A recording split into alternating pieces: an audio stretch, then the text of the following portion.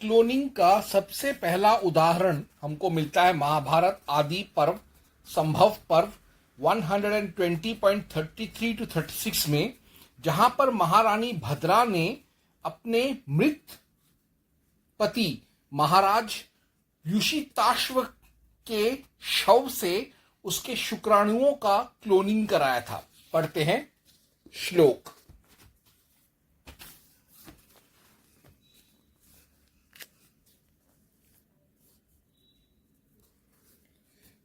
उत्तिष्ठं भद्रे गच्छत्वं ददानीह वरं तव जनयिष्याम्यपत्यानि तव्यहं चारुहासिनी।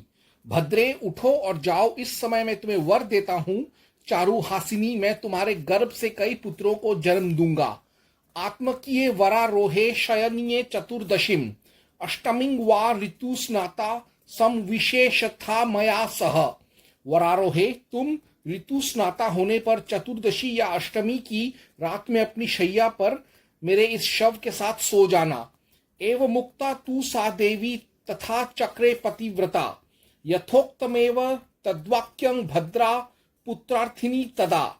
आकाशवाणी के यूं कहने पर पुत्र की इच्छा रखने वाली पतिव्रता भद्रा देवी ने पति की पूर्वोक्त आज्ञा का अक्षरशः पालन किया। सा तेन सुषुवे देवी शवेन भर्तऋषभ त्रीन शाल्वांश चतुरो मद्रान सुतान भरत सत्तमम।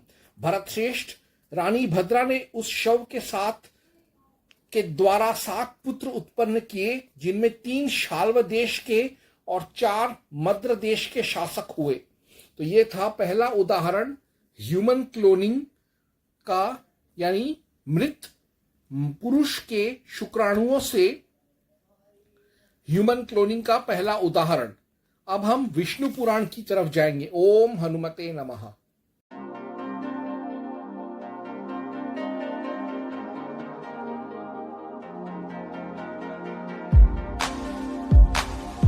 शास्त्रों में ह्यूमन क्लोनिंग का दूसरा उदाहरण जानने के लिए मैं पढ़ूंगा विष्णु महापुराण 1.13.33 to 34, 38 to 39, जहां ऋषियों ने वेन के मृत देह से राजा निषाद और राजा पृथु को क्लोनिंग करके बनाया। तो पढ़ते हैं वो सारे श्लोक। ततः समन्त्रय ते सर्वे मुनयस्तस्य भूभृतः ममन्थुरुरं पुत्रार्थ मनपत्यस्य यत्नतः मथ्यमानात्स मुत्तस्तथो तस्योरोह पुरुषः किल दग्धस्थूणा प्रतीकाशः खौवर वाटास्योति हलस्वकः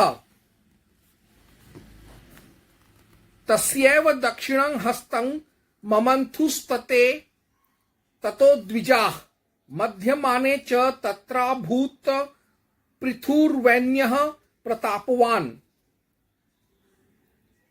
दीप्यमानः स्ववपुषा साक्षादाग्निर्ज्वलन।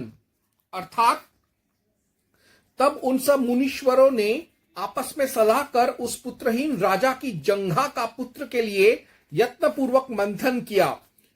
उसकी जंघा के मथने पर उससे एक पुरुष उत्पन्न हुआ जो जले ठूंठ के समान काला, अत्यंत नाटा और छोटे मुख वाला था।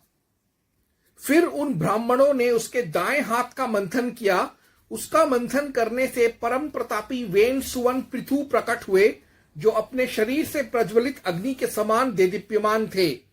तो ये 2 उदाहरण मैंने पढ़ा महाभारत और विष्णु पुराण से, और इसी से प्रमाणित हो जाता है कि इस्लाम से भी पहले ह्यूमन